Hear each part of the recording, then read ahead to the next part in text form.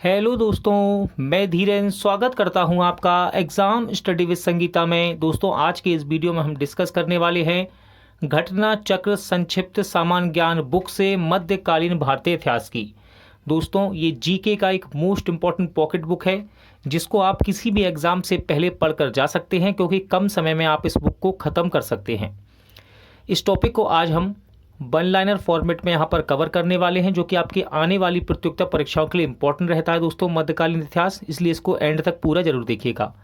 Video यदि आपको अच्छा लगे, हेल्पफुल लगे, तो प्लीज़ वीडियो को लाइक और शेयर जरूर कीजिएगा। और यदि अब तक आपने हमारे चैनल को सब्सक्राइब नहीं किया है तो प्लीज़ चैनल को सब्सक्राइब जरूर कीजिएगा, जिससे कि आपको मेरे आने वाले नए वीडियो का नोटिफिकेशन टाइम पर मिलता रहे। तो चलिए स्टार्ट करते हैं। मध्यकालीन भारत का इतिहास। अरबों का आक्रमण, इंपॉर्टेंट क्वेश्चन यहाँ से बन जाता है। मोहम्मद बिन कासिम के नेतृत्व में 712 ईस्वी में अरबों ने सिंध पर सफल आक्रमण किया था। किसके नेतृत्व में? मोहम्मद बिन कासिम के नेतृत्व में। अरब आक्रमण के समय सिंध पर हिंदू जो राजा था दोस्तों, जिसका शासन था, उसका नाम था दाहिर। क्या नाम था? दाहिर। इस युद्ध में दाहिर की पराजय हुई। ठीक है, इस युद्ध में दाहिर की पराजय हुई। सिंध विजय के पश्चात मोहम्मद बिन कासिम ने सर्वप्रथम धार्मिक कर जजिया लगाया था। ठीक है, ध्यान रखिएगा, सर्वप्रथम धार्मिक कर जजिया को लगाया। अरब आक्रमण के विषय में महत्वपूर्ण सूचना, अरब आक्रमण के विषय में महत्वपूर्ण सूचना चचनामा तथा यहाया अल बलधूरी कृत किताब, जिसका नाम है किताब फुतहु अल बलदान से मिलती है।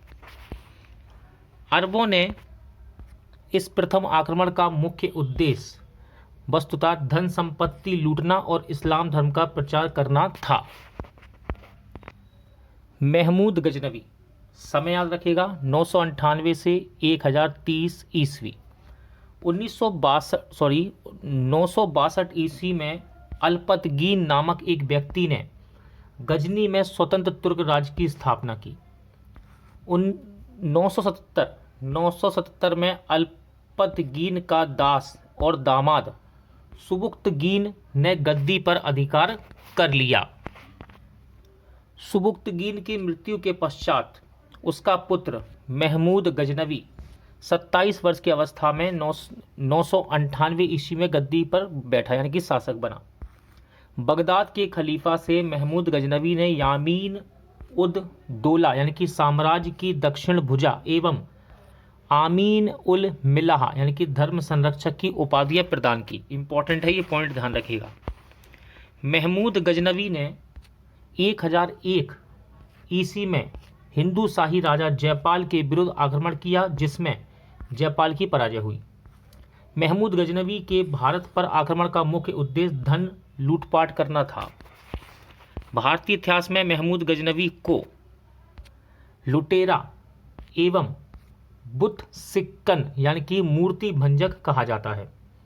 इसका सबसे उल्लेखनीय आक्रमण गुजरात के सोमनाथ मंदिर पर आक्रमण था। उस समय वहां का शासक था भीम प्रथम। इंपॉर्टेंट है अगला पॉइंट। महमूद गजनवी के दरबार में अलबरूनी, फिरदौसी, उतबी तथा बेहाकी जैसे विद्वान निवास करते थे। अलबरूनी को अबू रेहान या अबू रेहान कह सकते हैं, अलबरूनी को अबू रेहान भी कहा जाता था।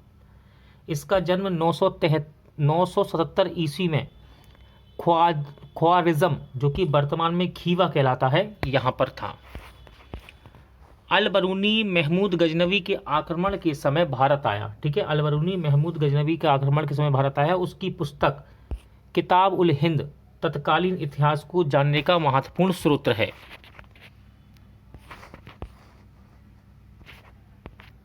मोहम्मद गौरी, समय याद रखिएगा, 1175 ईस्वी से 1206 ईस्वी तक।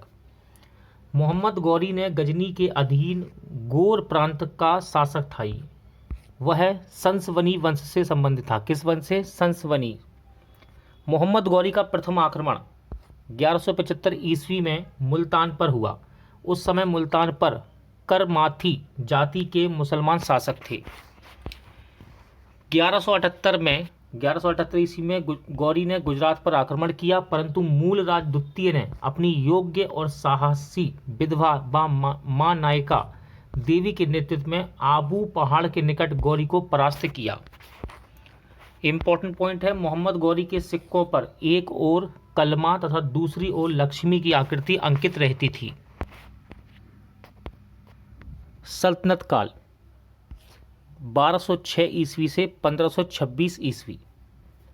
सबसे पहले बात करेंगे हम गुलाम वंश की। सल्तनत काल में सबसे पहले जो वंश आया वो था गुलाम वंश। 1206 ईस्वी में गौरी की मृत्यु के बाद कुतुबुद्दीन ऐबक ने गुलाम वंश या ममलुक वंश की स्थापना की। देखिए, गुलाम वंश का संस्थापक कौन था? कुतुबुद्दीन ऐबक। तो कुतुबुद्दीन ऐबक के बारे में कुछ इंपॉर्टेंट पॉइंट देख लेते हैं, यहाँ से एग्जाम में क्वेश्चन बन जाते हैं। कुतुबुद्दीन ऐबक की राजधानी लाहौर थी। ठीक है, कुतुबुद्दीन ऐबक को भारत में तुर्की राज्य का संस्थापक भी माना जाता है। सिंहासन पर बैठने पर उसने सुल्तान की उपाधि धारण नहीं की। कुतुबुद्दीन ऐबक को लाख बख्श यानी कि लाखों का दान देने वाला एवं कुरान खवा भी कहा जाता है।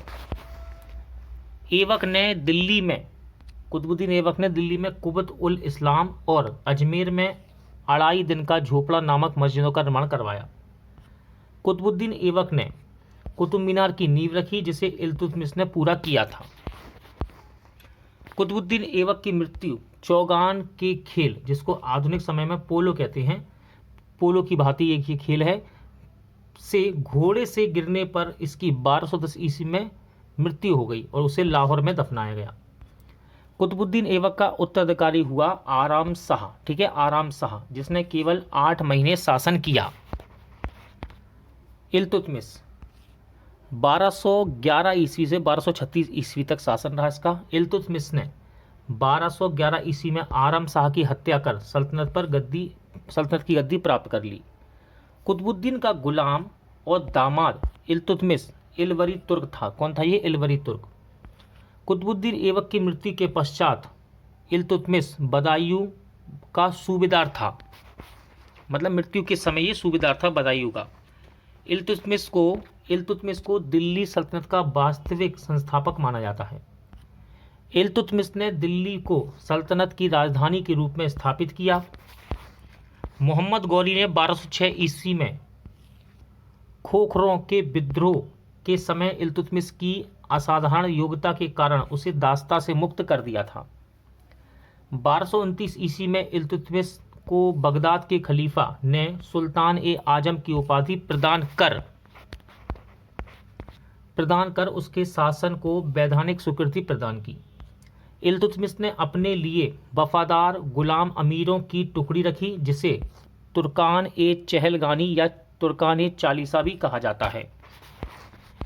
इल्तुतमिश ने सल्तनत काल में 2 महत्वपूर्ण सिक्के चलवाए, जैसा कि पहला है इसमें चांदी का टका 175 ग्रेन का और तांबे का जीतल आरंभ किया। सिक्कों पर टकसाल का नाम लिखवाने की परंपरा भी शुरू की इल्तुतमिश ने। इल्तुतमिश के शासनकाल में मंगोल नेता चंगेज खां ख्वारिज़्म के मंगवर्नी को पीछे करते हुए भारत की उत्तर पश्चिमी सीमा पर आया था।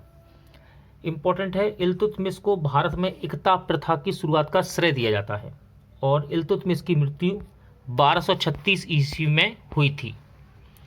इल्तुतमिश की मृत्यु के पश्चात तुर्की अमीरों ने उसके पुत्र रुकनुद्दीन फिरोज शाह को गद्दी पर बैठाया। किसको? रुकनुद्दीन फिरोज शाह को।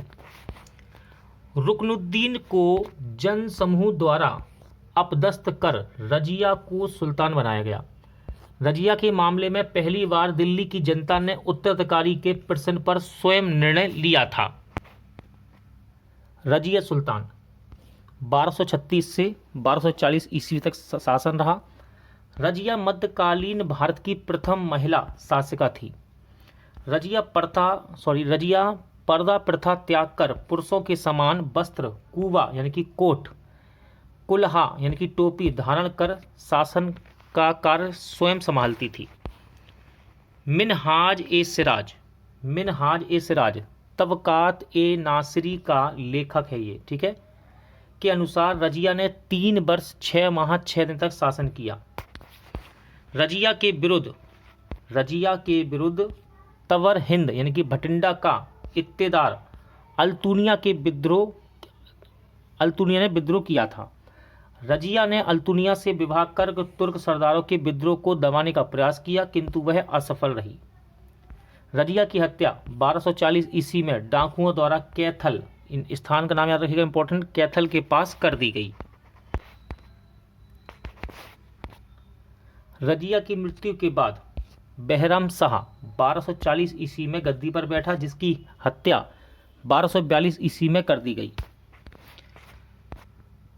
बहराम शाह की हत्या के बाद दिल्ली का सुल्तान अलाउद्दीन मसूद शाह बना। ठीक है, इसका समय रहा 1242 से 1246 ईस्वी।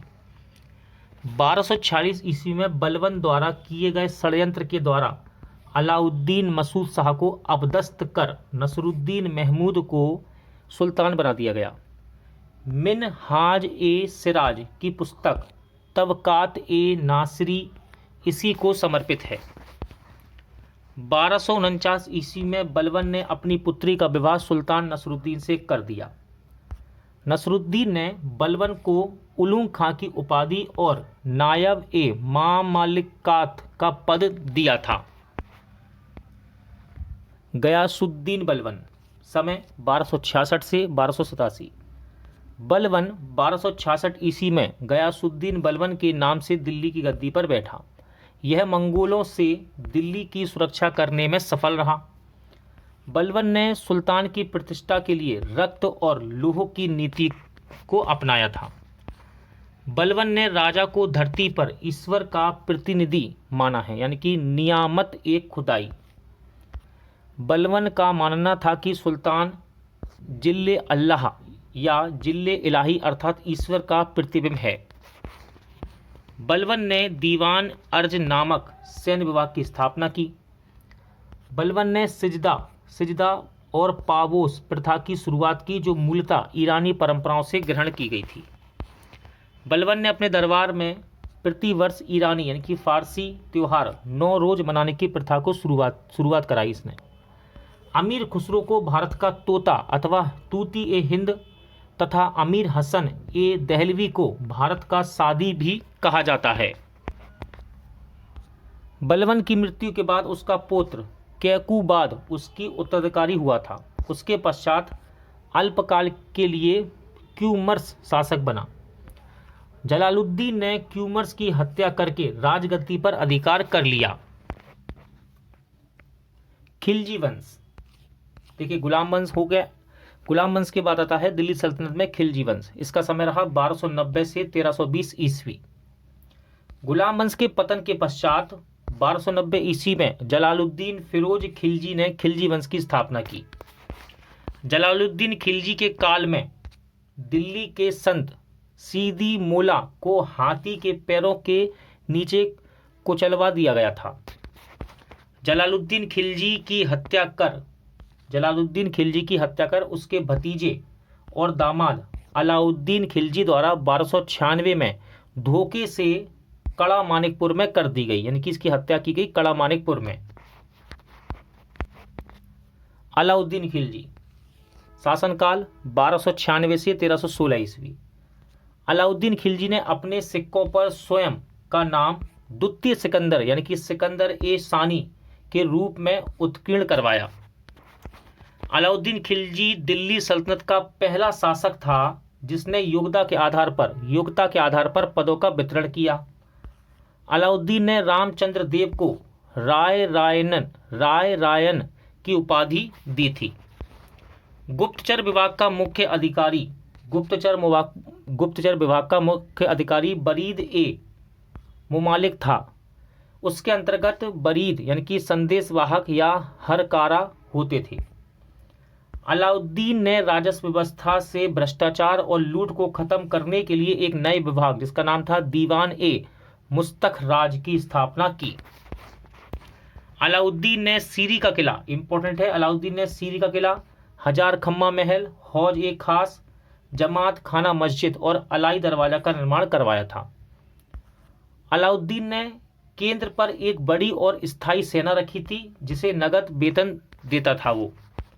इंपॉर्टेंट है, अलाउद्दीन ने सैनिकों का हुलिया लिखने एवं घोड़ों को दागने की प्रथा भी आरंभ करवाई थी।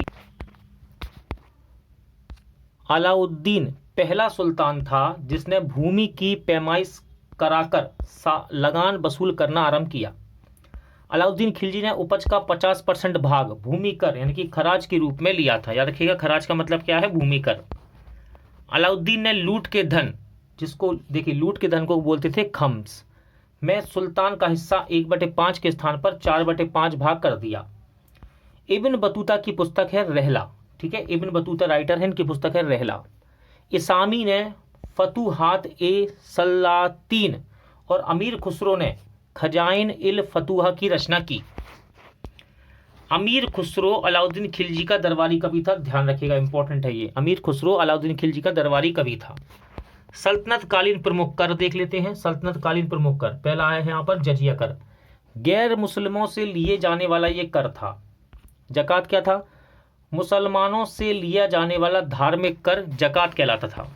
खुम्स क्या है? खुम्स अभी हमने पढ़ा था। खुम्स क्या है? युद्ध में लूट से प्राप्त धन था ये। और खराज गैर मुसलमान कृषकों यानी कि किसानों से लिए जाने वाला कर था, भूमि पर लिया जाता था जो। अलाउद्दीन खिलजी का पुत्र मुबारक खिलजी 1316 ईस्वी में दिल्ली के सिंहासन पर बैठा। कुतुबुद्दीन मुबारक शाह खिलजी ने स्वयं को खलीफा घोषित किया और उल इमाम तथा खिलाफत उल्लाह आदि की उपाधियां धारण की। कुतुबुद्दीन मुबारक शाह खिलजी के बाद नसरुद्दीन खुसरो शाह शासक बना। तुगलक वंश, समय काल याद रखिएगा 1320 से 1412 ईस्वी। गयासुद्दीन तुगलक ने या गाजी मलिक तुगलक वंश का प्रथम शासक था ये। इसका शासनकाल रहा 1320 से 1325। इसने यानी कि गयासुद्दीन तुगलक ने तुगलकाबाद नामक नगर का निर्माण करवाया था। सुल्तान गयासुद्दीन तथा निजामुद्दीन औलिया के बीच संबंध कटुतापूर्ण हो गए। औलिया ने कहा था कि हनूज दिल्ली दूरस्थ यानी कि हुजूर दिल्ली अभी दूर है, ठीक है, इंपॉर्टेंट है ये कथन। इसने सिंचाई के लिए नहरों का निर्माण भी करवाया था। मोहम्मद बिन तुगलक, शासनकाल 1325 से 1351 ईस्वी। गयासुद्दीन की मृत्यु के बाद जोना खां या फिर मोहम्मद बिन तुगलक सुल्तान बना, ठीक है, समय काल हम देख चुके हैं, ये रहा। मोहम्मद तुगलक ने चांदी के सिक्कों के स्थान पर तांबे का सिक्का प्रतीक मुद्रा के रूप में प्रचलित किया, यानी कि सांकेतिक मुद्रा के रूप में। दीवान ए अमीर कोही नामक विभाग जो कृषि से संबंधित था, मोहम्मद बिन तुगलक द्वारा स्थापित किया गया। इंपॉर्टेंट है, मोरक्को यात्री इब्न बतूता सुल्तान मोहम्मद बिन तुगलक के शासनकाल में 1313 ईस्वी में दिल्ली में आया था। इब्न बतूता ने अपनी यात्रा वृत्तांत अरबी भाषा में लिखा था, जिसका नाम है किताब उल रहला। जैन धर्माचार्य जिन प्रभु सूरी जैसे अनेक विद्वान संतों को इसने संरक्षण प्रदान किया। मोहम्मद बिन तुगलक हिंदुओं का त्योहार होली में सम्मिलित होता था। ये मोहम्मद बिन तुगलक की प्रमुख योजनाएं दुआब कर में वृद्धि, राजधानी परिवर्तन, दिल्ली से देवगिरी, सांकेतिक मुद्रा का प्रचलन और खुरासान तथा कराचिल अभियान थी। मोहम्मद बिन तुगलक के शासनकाल में हरिहर एवं बुक्का नाम के दो भाइयों ने दक्षिण में 1336 ईस्वी में स्वतंत्र राज्य विजयनगर की स्थापना की। ध्यान रखिएगा, ये तो हमको पता है विजयनगर की स्थापना किसने की, हरिहर बुक्का ने। समय भी है याद हमको 1336, लेकिन किसके समय में? मोहम्मद बिन तुगलक। इंपॉर्टेंट है ये पॉइंट। सुल्तान के निधन पर बदायूनी लिखता है सुल्तान को उसकी प्रजा से और प्रजा को अपने सुल्तान से मुक्ति मिल गई। 1351 ईस्वी में मोहम्मद तुगलक की मृत्यु के बाद उसका चचेरा भाई फिरोज शाह तुगलक 1351 से 1388 इसका शासनकाल रहा, सुल्तान बना था। फिरोज शाह तुगलक, समय काल 1351 से 1388 ईस्वी। फिरोज शाह तुगलक ने हिसार, फतेहाबाद, फिरोजपुर, फिरोजाबाद, जौनपुर, जौना खां की स्मृति में, जौनपुर जौना खां की स्मृति में नामक नए नगर बसाए तथा अनेक नहरें बनवाई। उसने यानी कि फिरोज शाह तुगलक ने ब्राह्मणों पर भी जजिया कर लगाया। सर्वप्रथम लोक निर्माण विभाग की स्थापना का श्रेय फिरोज शाह तुगलक को जाता है। इंपॉर्टेंट है पॉइंट। हव ए सर्व अर्थात सिंचाई कर लगाने वाला फिरोज शाह तुगलक दिल्ली का प्रथम सुल्तान था। ध्यान रखिएगा, ये पॉइंट इंपॉर्टेंट है। इसने दासों की देखभाल के लिए एक अलग पृथक विभाग बनाया था जिसका नाम था दीवान ए बंदगान। फिरोज शाह तुगलक द्वारा स्थापित दार उल सफ़ा एक खैराती अस्पताल था।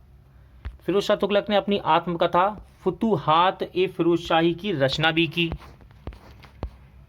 इसने जियाउद्दीन बर्नी और शम्स ए सिराज अफीफ को संरक्षण प्रदान किया था। इसने अद्धा एवं बिख नामक सिक्के जारी किए जो तांबे और कांसे से निर्मित थे।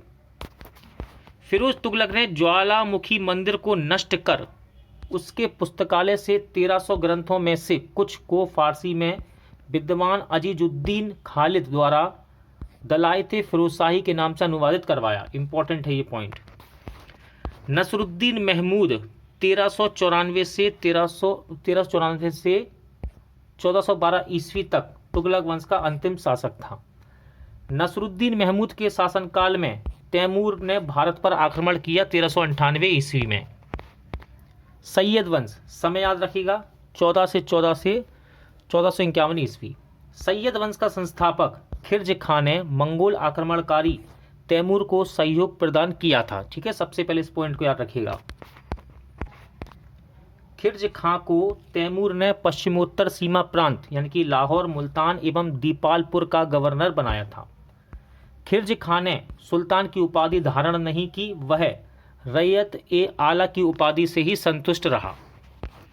खिर्ज खां के उपरांत मुबारक शाह शासक बना। समय काल रहा 1421 से 1434।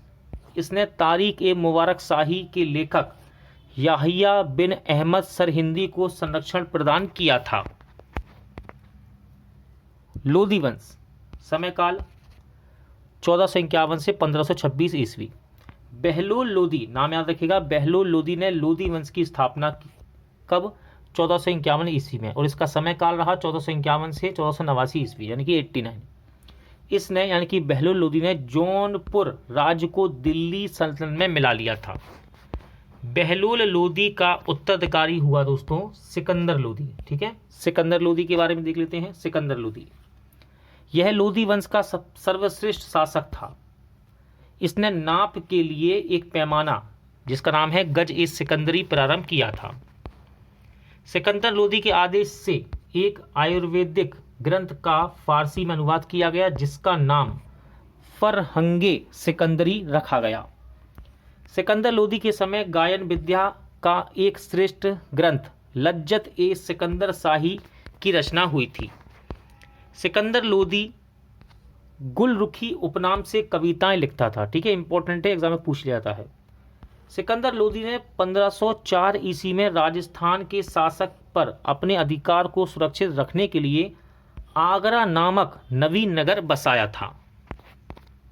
मोट मस्जिद का निर्माण सिकंदर लोदी के शासनकाल में हुआ था। यह मस्जिद लोदी स्थापत्य शैली का सुंदर उदाहरण है। इब्राहिम लोदी को राणा सांगा ने 1518 ईस्वी में खतौली के युद्ध में पराजित किया था। अप्रैल 1526 ईस्वी में पानीपत के मैदान में बाबर से उसका युद्ध हुआ था जिसमें इब्राहिम लोदी पराजित हुआ और लोदियों के पतन के साथ ही दिल्ली सल्तनत का भी अंत हो गया। दिल्ली सल्तनत शासन व्यवस्था देख लेते हैं एक बार। सुल्तान की पदवी का प्रारंभ तुर्की शासकों द्वारा किया गया। महमूद गजनवी सुल्तान की उपाधि धारण करने वाला पहला शासक था। केंद्रीय शासन का प्रधान सुल्तान था। सल्तनत काल में मंत्रिपरिषद को मजलिस ए खलवत कहा जाता था। इंपॉर्टेंट स्लाइड दी गई यहाँ पर। दिल्ली सल्तनत के प्रमुख प्रशासनिक विभाग उनके संस्थापक, पहला है दीवान ए अर्ज, इसका संबंध था सैन्य विभाग से और संस्थापक रहा बलबन। दीवान ए रियासत बाजार नियंत्रण से संबंधित है ये, और ये इसका संस्थापक है अलाउद्दीन खिलजी। दीवान ए वकूफ व्यय विभाग है ये, ठीक है, संस्थापक है जलालुद्दीन खिलजी। दीवान ए मुस्तखराज वित्त विभाग से संबंधित है, इसकी स्थापना की अलाउद्दीन खिलजी ने। दीवान ए कोही कृषि विभाग है ये, ठीक है, संस्थापक है मोहम्मद बिन तुगलक। दीवान ए बंदगान दासों की देखभाल के लिए था ये विभाग, फिरोज शाह तुगलक ने इसका निर्माण करवाया। दार उल सफ़ा एक खैराती अस्पताल है ये, संस्थापक है फिरोज शाह तुगलक। दीवान ए इस्तकहाक पेंशन विभाग था ये, फिरोज शाह तुगलक इसके संस्थापक थे।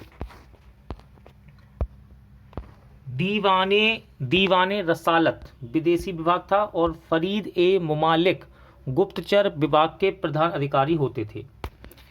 देखिए दिल्ली सल्तनत की कुछ मोस्ट इंपॉर्टेंट बुकें यहाँ पर दी गई हैं स्लाइड में, इनको एक बार देख लेते हैं, एग्जाम में यहाँ से पूछी जाती है। राइटर हैं उनके और उनके किताबें हैं उनके लेखक हैं। पहली है किताब उल हिंद यानी कि तहकीक ए हिंद, इसके लेखक हैं अल-बरूनी, इंपॉर्टेंट है ये बुक। शाहनामा को लिखा था फिरदौसी ने।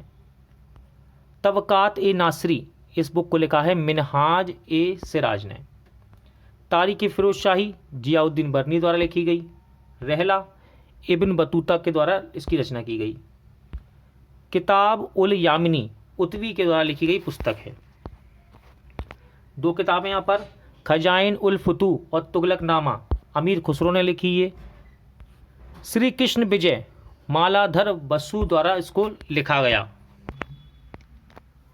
विजयनगर साम्राज्य की स्थापना हरिहर एवं बुक्का नामक दो भाइयों ने 1336 ईस्वी में की थी। उनके पिता संगम के नाम पर उनका वंश संगम वंश कहलाया। उनके पिता संगम के नाम पर उनके वंश का नाम संगम वंश कहलाया। कृष्णदेव राय तुलुव वंश का शासक था। किसका? तुलुव वंश का शासक था। कृष्णदेव राय के शासनकाल को तेलुगु साहित्य का स्वर्ण युग कहा जाता है। कृष्णदेव राय ने आंध्र भोज, अभिनव भोज, आंध्र पितामह और यवन राज स्थापनाचार्य आदि की उपाधियां धारण की। कृष्णदेव राय ने संस्कृत भाषा में जम्बावती कल्याणम तथा तेलुगु भाषा में आमुक्तमल्लत्याद नामक ग्रंथ की रचना की। बाबर ने अपनी आत्मकथा में कृष्णदेव राय को भारत का सबसे शक्तिशाली शासक बताया है। इंपॉर्टेंट युद्ध है तालीकोट, इसको राक्षस तंगड़ी अथवा बन्नी हट्टी का युद्ध भी कहते हैं। ये 23 जनवरी 1565 को हुआ, जिसमें विजयनगर की पराजय हुई थी। विजयनगर आने वाले कुछ विदेशी यात्री, इंपॉर्टेंट नाम है, देखिए पहला है निकोलो कॉन्टी, इटली देश का था ये, और इस समय शासक थे देवराय फर्स्ट। दूसरा है अब्दुल रज्जाक, फारसी देश से संबंधित है ये यात्री, और ये देवराय सेकंड के समय में आया। डोमिंगो पायस पुर्तगाली यात्री था, कृष्णदेव राय के समय में आया ये।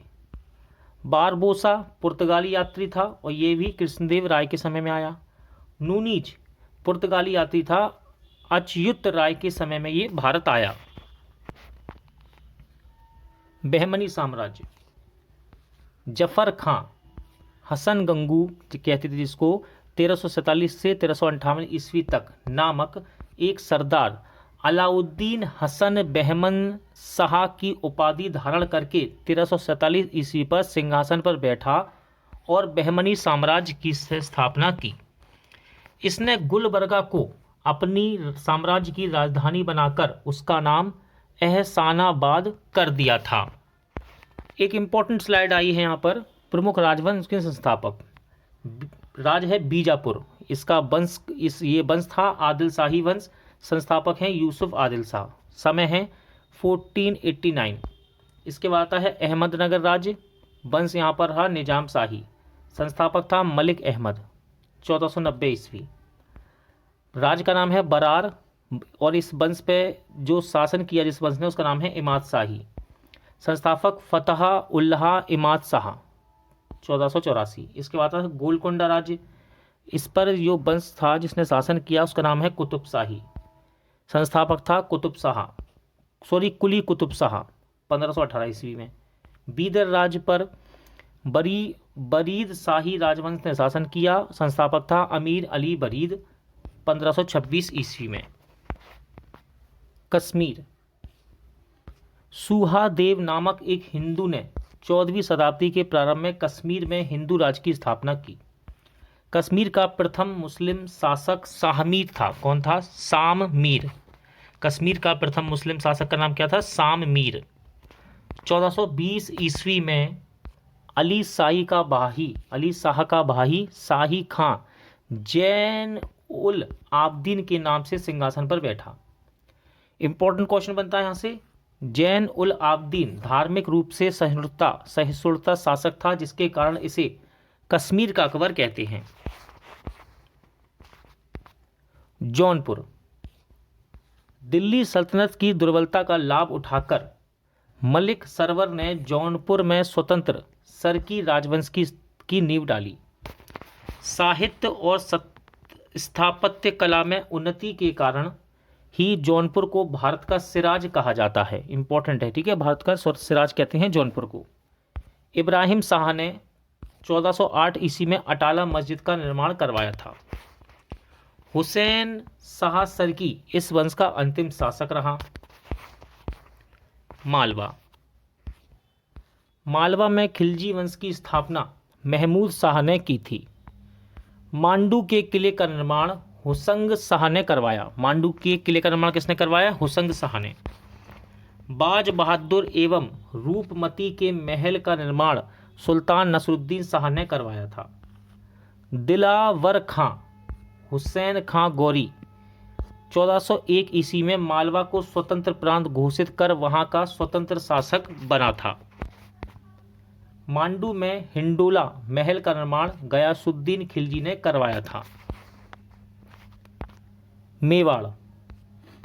अलाउद्दीन खिलजी ने 1303 ईस्वी में मेवाड़ के गुहिलोत राजवंश के शासक रतन सिंह को पराजित करके मेवाड़ को दिल्ली सल्तनत में मिला लिया था। बाद में गुहिलोत राजवंश की एक शाखा सिसोदिया वंश के हमीर देव ने मेवाड़ को स्वतंत्र करा दिया। राणा कुंभा 1448 ईस्वी में चित्तौड़ में एक विजय स्तंभ का निर्माण इन्होंने करवाया था। खानवा का युद्ध इंपॉर्टेंट युद्ध है। खानवा का युद्ध 1527 ईस्वी में राणा सांगा और बाबर के बीच हुआ, जिसमें बाबर विजयी रहा। हल्दी घाटी का युद्ध 1576 ईस्वी में राणा प्रताप और अकबर के बीच लड़ा गया। भक्ति आंदोलन का वास्तविक विकास 7वीं तथा 12वीं शताब्दी के मध्य दक्षिण भारत में हुआ। दक्षिण भारत में शक्ति आंदोलन का विकास 12 आलवार एवं 63 नए नार संतों द्वारा किया गया। भक्ति आंदोलन को दक्षिण भारत से उत्तर भारत में लाने का श्रेय रामानंद को जाता है। रामानंद का जन्म 1299 ईस्वी में प्रयाग, जिसे वर्तमान में प्रयागराज कहते हैं, में हुआ। इन्होंने प्रयाग तथा वाराणसी में शिक्षा प्राप्त किया। रामानंद के प्रमुख 12 शिष्यों में पद्मावती और सुरसारी यानी कि महिलाएं थी ये, कबीर, जुलाहा, रैदास चमार, सेना नाई और पीपा राजपूत थे। कबीर। निर्गुण भक्ति धारा से जुड़े कबीर ऐसे संत थे जिन्होंने संत होने के बाद भी पूर्णतः गृहस्थ जीवन का निर्वाह किया। बीजक संत कबीर के उपदेशों का संकलन है, ध्यान रखिएगा, इंपॉर्टेंट है नाम बीजक। गुरु नानक देव जी। गुरु नानक का जन्म 1469 ईस्वी में अविभाजित पंजाब के तलवंडी, जो आधुनिक ननकाना साहिब कहलाता है, में हुआ था। गुरु नानक ने सिख धर्म की स्थापना की। मीराबाई मेड़ता के रतन सिंह राठौर की इकलौती पुत्री थी। मीराबाई का विवाह राणा सांगा के बड़े पुत्र भोजराज से हुआ था। मीराबाई ने 4 ग्रंथों की रचना की थी। ये ग्रंथ थे बरसी का मायरा, गीत गोविंद टीका, राग गोविंद और राग सोरठ। तुलसीदास का जन्म 1532 ईस्वी में उत्तर प्रदेश के बांदा जिले में राजापुर गांव में हुआ। तुलसीदास ने अनेक ग्रंथ लिखे, जिनमें रामचरितमानस, कवितावली, दोहावली तथा विनय पत्र का सर्वोत्तम है। महाराष्ट्र में भक्ति आंदोलन को लोकप्रिय बनाने में नामदेव की महत्वपूर्ण भूमिका रही। इनके गुरु बिसोवा खेचर या खेचरनाथ थे। नामदेव बराकरी संप्रदाय से संबंधित थे। रैदास चमार जाति के थे और काशी में निवास करते थे। इन्होंने रैदासी संप्रदाय की स्थापना की। दादू दयाल का जन्म 1544 ईस्वी में अहमदाबाद में हुआ था। ये धुनिया जाति के थे। दादू ने 1586 ईस्वी में आमेर में अकबर से ये मिले थे। दादू ने निपख नामक आंदोलन चलाया था। सूफी आंदोलन। सूफी शब्द की उत्पत्ति अरबी भाषा के सफा से हुई है, जिसका अर्थ है पवित्रता। 14 सिलसिलों या रहस्यवादी संगठनों में चिश्ती, सोहरावर्दी, कादरी, नक्शबंदी और सत्तारिया अधिक महत्वपूर्ण थे। चिश्ती सिलसिला। ख्वाजा मुइनुद्दीन चिश्ती ने भारत में चिश्तीय परंपरा की नींव डाली। शेख बरीरुद्दीन गंज ए शक्कर चिश्ती सिलसिले के प्रमुख सूफी संत थे, जो बाबा फरीद के नाम से प्रसिद्ध थे। ध्यान रखिएगा, इंपॉर्टेंट है ये, बाबा फरीद का नाम लिखा हुआ है यहाँ पर, ठीक है। हर किसी बुक में आपको ये देखने को नहीं मिलते ऐसे क्वेश्चन।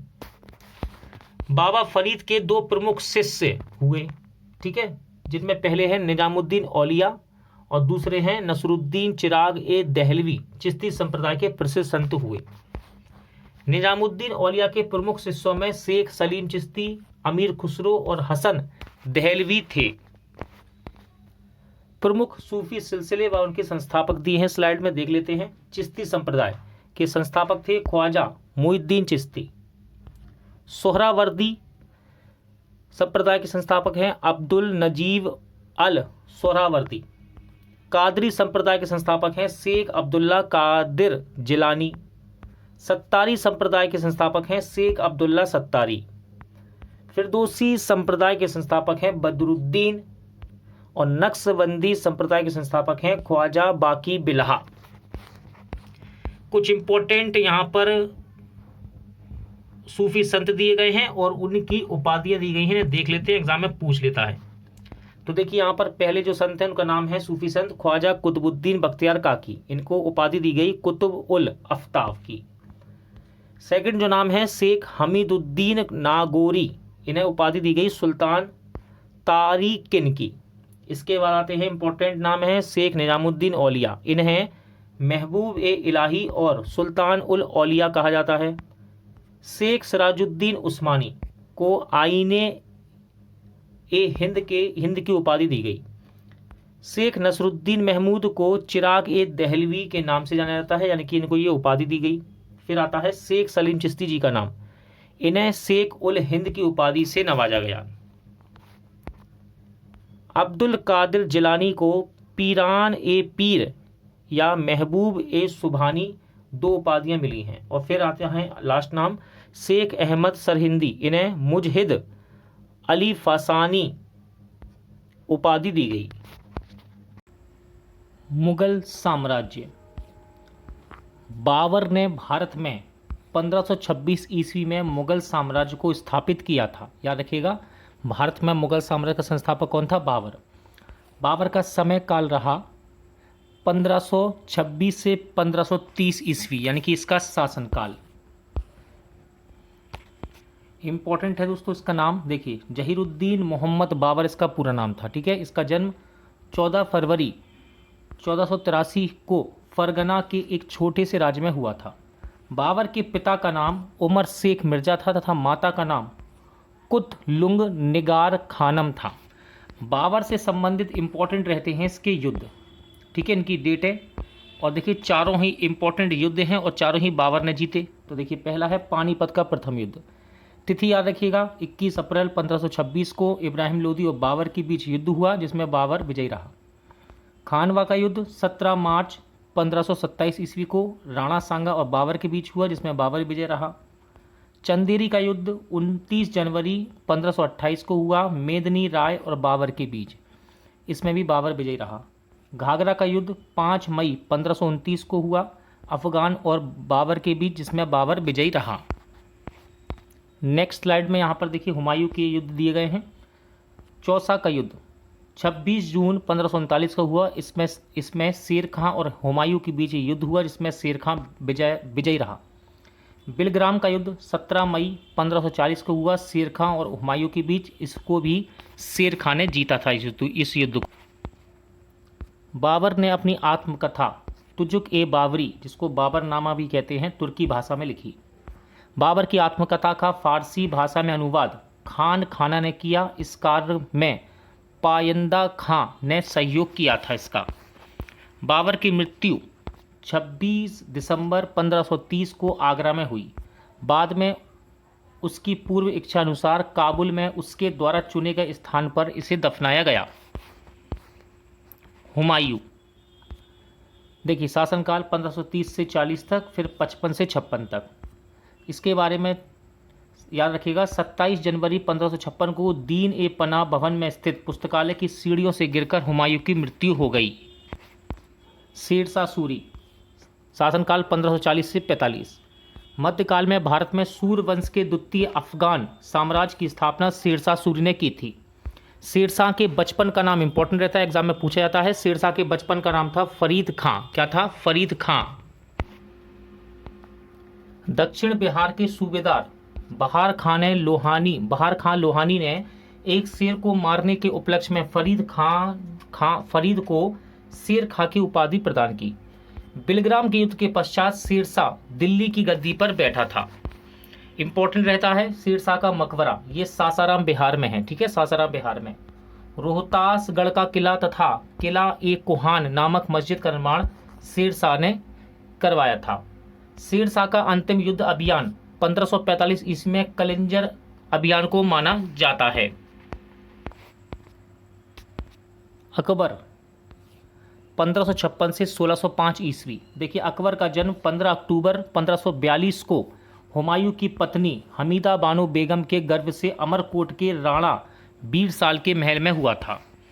अकबर का राज अभिषेक लगभग 13 वर्ष की आयु में 14 फरवरी 1556 को कालानूर में उसके संरक्षक बैरम खां द्वारा ईंटों के सिंहासन पर किया गया। 5 नवंबर 1556 को अकबर एवं हेमू के बीच पानीपत का दूसरा युद्ध हुआ। याद रखिएगा बीरबल का बचपन का नाम था महेश दास। इंपॉर्टेंट है ये नाम। अकबर के दीवान टोडरमल ने भू राजस्व के क्षेत्र यानी कि दहसाला व्यवस्था में ख्याति अर्जित की थी। अकबर के दरबार में प्रसिद्ध संगीतकार थे तानसेन। ठीक है, तानसेन रहते थे इनके दरबार में। अकबर ने तानसेन को कंठाभरण बाड़ी बिलास की उपाधि दी। तानसेन का मूल नाम था दोस्तों रामतनु पांडे। इंपॉर्टेंट रहता है एग्जाम के लिए। अकबर के दरबार के प्रसिद्ध चित्रकार थे अब्दुस समद, दसवंत और बसावन। बाज बहादुर, बाबा रामदास एवं बेजू बावरा अकबर के शासनकाल के प्रमुख संगीतकार थे। अकबर के शासनकाल की प्रणाली की प्रमुख विशेषता थी मनसबदारी व्यवस्था। ठीक है, मनसबदारी व्यवस्था। फैजी ने राइटर का नाम है ये लीलावती तथा अब्बुल फजल ने कालिया दमन का फारसी में अनुवाद किया। अकबर इंग्लैंड की रानी एलिजाबेथ फर्स्ट के समकालीन था। अकबर की मृत्यु अक्टूबर 1605 ईस्वी में पेचिश रोग से हुई थी। अकबर को आगरा के निकट सिकंदरा में दफनाया गया। अकबर द्वारा किए गए कुछ महत्वपूर्ण कार्य दिए गए हैं, जैसे कि दास प्रथा का अंत, समय रहा 1516 ईस्वी। पर्दा शासन का अंत, ये भी 1516 ईस्वी में हुआ। तीर्थ यात्रा कर की समाप्ति इसने की 1563 ईस्वी में। जजिया कर की समाप्ति कब की? 1564 ईस्वी में। फतेहपुर सीकरी की स्थापना एवं आगरा से फतेहपुर सीकरी राजधानी परिवर्तन किया 1571 ईस्वी में। इबादत खाना की स्थापना यानी कि पूजा गृह 1575 में किया। मजहर की घोषणा की 1579 में। दीन ए इलाही धर्म की स्थापना की इसने 1582 ईस्वी में। इलाही संवत की शुरुआत की गई अकबर के द्वारा 1583 ईस्वी में। जहांगीर शासनकाल 1605 से 1627 ईस्वी। मुगल बादशाह अकबर के पुत्र जहांगीर, जिसका वास्तविक नाम सलीम भी था, सलीम को ही जहांगीर कहते हैं, का जन्म 30 अगस्त 1569 को फतेहपुर सीकरी में स्थित शेख सलीम चिश्ती की कुटिया में, जो कि आमेर अजमेर के राजा भारमल की पुत्री मरियम उज्जमानी के गर्भ से हुआ था। खुसरो को सहायता देने के कारण जहांगीर ने सिखों के 5वें गुरु अर्जुन देव को फांसी दिलवाई। इंपॉर्टेंट है ये पॉइंट।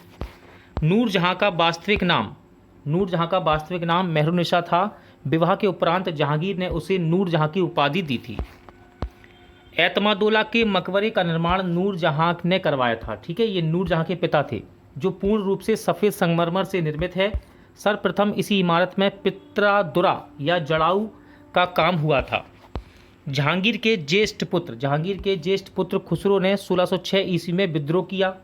जहांगीर ने अपने साम्राज्य में तंबाकू पर प्रतिबंध लगा दिया था। जहांगीर का शासनकाल चित्रकला का स्वर्णकाल माना जाता है। जहांगीर के समय के सर्वोत्कृष्ट चित्रकार थे उस्ताद मंसूर और अब्बुल हसन। जहांगीर ने अपनी आत्मकथा तुजुक ए जहांगीरी फारसी भाषा में लिखी थी। कुछ इंपॉर्टेंट स्थापत्य कलाएं हैं, देख लेते हैं। आगरा फोर्ट, अकबर ने इसका निर्माण करवाया। समय है 1565 से 73 ईस्वी के मध्य। फतेहपुर सीकरी, इसको भी अकबर ने बनवाया था 1571 से 85 के बीच। ताजमहल को बनवाया शाहजहां ने 1631 से 48 के मध्य। जामा मस्जिद दिल्ली की ये शाहजहां ने बनवाई 1650 से 56 ईस्वी के मध्य। और लाल किला शाहजहां द्वारा बनाया गया 1638 से 48 के मध्य। बीबी का मकबरा औरंगजेब ने बनवाया दोस्तों 1651 से 1661 ईस्वी के मध्य। जहांगीर के दरबार में आने वाला ब्रिटिश सम्राट जेम्स प्रथम का राजदूत टॉमस रो था। शाहजहां, शासनकाल 1628 से 1658 ईस्वी। शाहजहां का जन्म 1592 ईस्वी में जहांगीर की पत्नी जगत गोसाई के गर्भ से लाहौर में हुआ था। शाहजहां के बचपन का नाम था खुर्रम। इंपॉर्टेंट है, ठीक है। शाहजहां के बचपन का नाम क्या था? खुर्रम। 1612 ईस्वी में खुर्रम का विवाह आसफ खां की पुत्री अर्जुमंद बानो बेगम से हुआ था। अर्जुमंद बानो बेगम कालांतर में मुमताज महल के नाम से जानी गई, यानी कि विख्यात हुई। मुमताज महल की मृत्यु के बाद उसकी स्मृति में शाहजहां ने उसकी कब्र पर ताजमहल का निर्माण करवाया, जिसके निर्माता थे उस्ताद अहमद लाहौरी। स्लाइड में मोस्ट इंपॉर्टेंट मुगलकालीन पुस्तकें दी गई हैं, एग्जाम में पूछी जाती हैं। पहली है तुजुक ए बाबरी, यानी कि बाबरनामा। इसके लेखक हैं बाबर, तुर्की भाषा में लिखी गई। तारीख ए रसीदी मिर्जा हैदर दुगलत द्वारा लिखा गया, इसको फारसी भाषा में। हुमायूं नामा को लिखा था गुलबदन बेगम ने। इंपॉर्टेंट है ये हुमायूं नामा और बाबरनामा दोनों ही फारसी भाषा में लिखा गया। तारीख ए सलातीन ए अफगान अहमद यादगार द्वारा लिखा गया, फारसी भाषा में। हबीब उस सियार एवं कानून ए हुमायूनी खोंद मीर ने लिखी थी, फारसी भाषा में। तारीख ए शेरशाही तोफहा ए अकबर शाही अब्बास खां सरवानी ने लिखा है, फारसी भाषा में। अकबरनामा को लिखा दोस्तों अब्बुल फजल ने। इंपॉर्टेंट है अकबरनामा, अब्बुल फजल ने लिखा, फारसी भाषा में। तबकात ए अकबरी को निजामुद्दीन अहमद ने लिखा था, फारसी भाषा में। मुंतखब उत तवारीख को अब्दुल कादिर बदायूनी ने लिखा है, फारसी भाषा में। इसके बाद आती है इकबाल नामा ए जहांगीरी, मोती बिंद खान ने फारसी भाषा में इसको लिखा। तज़किरातुल बाकायात जौहर आफ्ताबची ने लिखा इसको, फारसी भाषा में। और लास्ट है आपकी बाकयात ए मुस्ताकी रिजकुल्लाह मुस्ताकी ने इसको लिखा था, फारसी भाषा में। अप्रैल 1658 ईस्वी में धर्मत का युद्ध शाही सेना और औरंगजेब के बीच हुआ, जिसमें शाही सेना की पराजय हुई। मई 1658 ईस्वी में सामूगढ़ का युद्ध दारा शिकोह एवं औरंगजेब के बीच हुआ, जिसमें दारा की पराजय हुई। इंपॉर्टेंट है दोस्तों, मोस्ट इंपॉर्टेंट। देखिए, दारा शिकोह ने सिर ए अकबर के नाम से उपनिषदों का अनुवाद करवाया था। शाहजहां की मृत्यु 22 जनवरी 1666 ईस्वी को हुई थी। औरंगजेब 1658 से 1707 ईस्वी। मुईउद्दीन मोहम्मद औरंगजेब का जन्म 3 नवंबर 1618 को उज्जैन के निकट दोहद नामक स्थान पर शाहजहां की पत्नी मुमताज महल के गर्भ से हुआ था। औरंगजेब ने जुलाई 1658 ईस्वी में अपना पहला राज्याभिषेक करवाया और दूसरा राज्याभिषेक जून 1659 ईस्वी को दिल्ली में करवाया था। इंपॉर्टेंट क्वेश्चन बनता है, औरंगजेब ने इस्लाम धर्म स्वीकार ना करने के कारण 1675 ईस्वी में सिखों के 9वें गुरु तेग बहादुर की हत्या करवा दी। औरंगजेब बीड़ा नामक वाद्य यंत्र बजाने में दक्ष था। औरंगजेब ने हिंदुओं पर पुनः जजिया कर लगाया और औरंगजेब की मृत्यु 21 फरवरी या फिर 3 मार्च 1707 को अहमदनगर में हुई। मुगल शासन व्यवस्था। मुगल काल में मीर बख्शी सैन्य विभाग का प्रधान था। मुगल प्रशासनिक शब्दावली में माल शब्द भू राजस्व से संबंधित था। मुगलों की सैन्य व्यवस्था दशल्लभ प्रणाली पर आधारित थी। न्याय विभाग का प्रमुख काजी उल कुजात होता था। अकबर के समय में भूमि को उपज के आधार पर 4 श्रेणियों में बांटा गया, जिसके नाम थे पोलज, परती, चाचर, बंजर। मुगल बादशाहों के इम्पोर्टेंट मकबरे हैं, एग्जाम में पूछ लिए जाते हैं, जैसे कि बाबर का मकबरा ये काबुल में है, हुमायूं का दिल्ली में, अकबर का आगरा सिकंदरा में और जहांगीर का लाहौर शाहदरा में। ठीक है, शाहजहाँ का देख लेते हैं। शाहजहाँ का आगरा में है और औरंगजेब का औरंगाबाद दौलताबाद में है। मराठों का उत्कर्ष। शिवाजी को मराठा साम्राज्य का संस्थापक कहा जाता है। शिवाजी का जन्म 6 अप्रैल 1627 या 19 फरवरी 1630 को शिवनेर के दुर्ग में हुआ था। शिवाजी के पिता का नाम शहाजी भोसले और माता का नाम जीजाबाई था। शिवाजी ने मुगलों के प्रतिनिधि राजा जय सिंह के साथ जून 1665 ईस्वी में एक संधि कर ली। यह संधि पुरंदर की संधि के नाम से प्रसिद्ध है और एग्जाम में पूछी जाती है। पुरंदर की संधि कब हुई? 1665 में।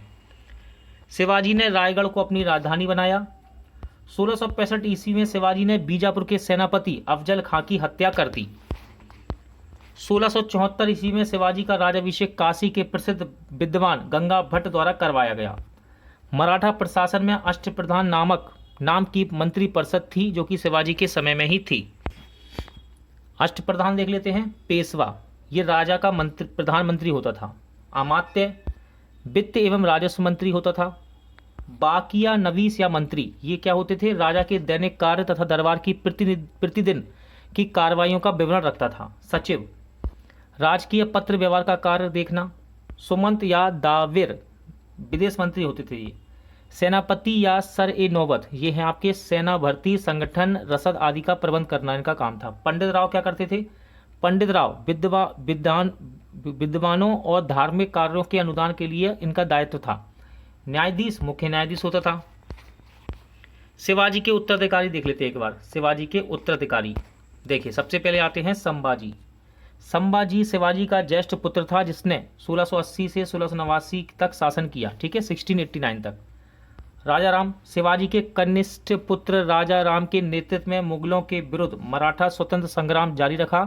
राजा राम ने संभाजी के पुत्र साहू के प्रतिनिधि के रूप में शासन किया था। इसके बाद आती हैं ताराबाई। राजा राम की मृत्यु के बाद विधवा ताराबाई ने अपने 4 वर्षीय पुत्र शिवाजी द्वितीय को गद्दी पर बैठाकर संघर्ष जारी रखा। साहू जी, साहू के शासनकाल में मराठा शक्ति का विस्तार हुआ। इंपॉर्टेंट है चौथ और सर देशमुखी भूमिकर राज्य की आय के स्रोत थे मराठा समय में। प्रमुख पेशवाओं को देख लेते हैं। पहला नाम आता है बालाजी विश्वनाथ का। शासनकाल 1713 से 1720। बालाजी विश्वनाथ मराठा साम्राज्य के द्वितीय संस्थापक के रूप में प्रसिद्ध हुए। पेशवा बाजीराव प्रथम। शासनकाल 1720 से 1740। बाजीराव श्रेष्ठ मराठा सेनापति सिद्ध हुआ। 1733 में संपूर्ण मालवा क्षेत्र एवं गुजरात पर मराठा आधिपत्य किया इसने। इसके बाद आते हैं बालाजी बाजीराव। शासनकाल 1740 से 1761। बालाजी बाजीराव के काल में मराठे अपनी शक्ति से दक्षिण से चौथ तथा सरदेशमुखी वसूलने लगे थे। आज का टॉपिक यहीं एंड होता है। जल्द मिलते हैं नए टॉपिक के साथ।